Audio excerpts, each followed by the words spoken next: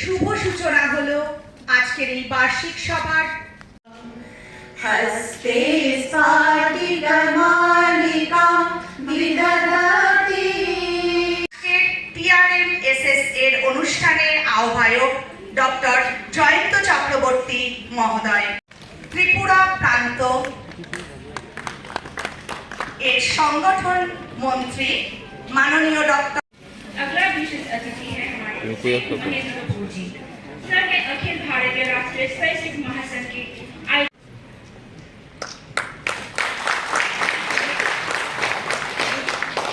करने के लिए मैं अनुरोध करना चाहती हूँ हमारे प्रोग्राम को organizing secretary sir doctor Dhirendra Devdutt sir को। वार्षिक सभा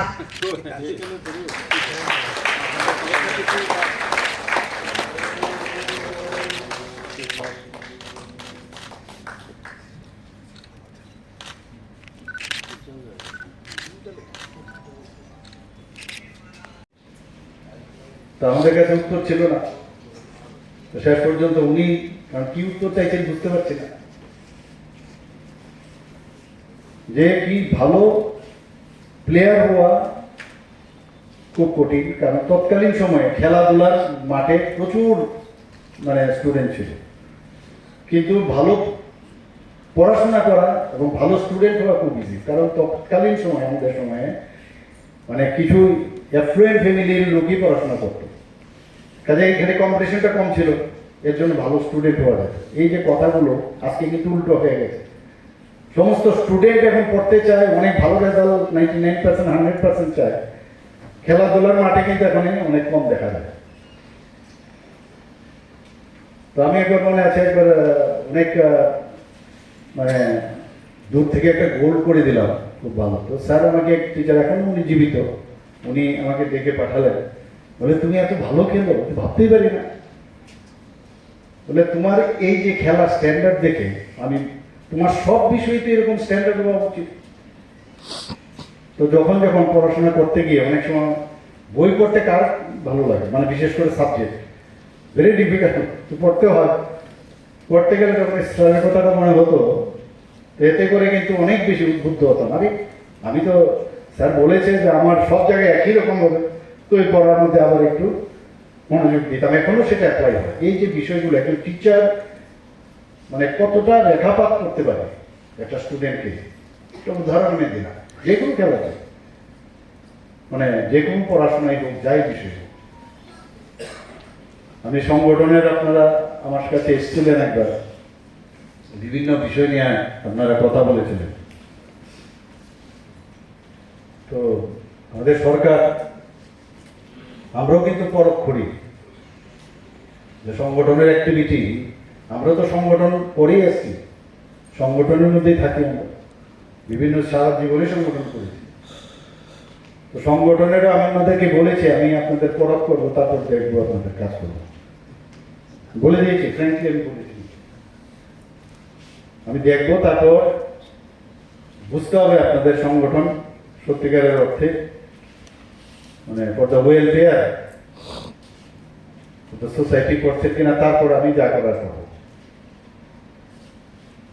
তো এতে একটা সম্পর্ক যতক্ষণ পর্যন্ত তৈরি, বিশ্বাস হচ্ছে সবচেয়ে বড় বিষয়, বিশ্বাসটা আসতে হবে ব্লাইন্ডলি, যে এই সংগঠনের প্রেসিডেন্ট সেক্রেটারি বলেছে, নিশ্চিত এই সম্পর্কটা তৈরি করতে হবে। আদারওয়াইজ আজকাল তো জানেন, এত পলিউশনের যুগ, কত রকমের কথা, একটা কাজ করলেই বলবে যে আরে আরে এরকম করলে আরে তো এইরকম, ও তো এই কি করে চলে আসলো।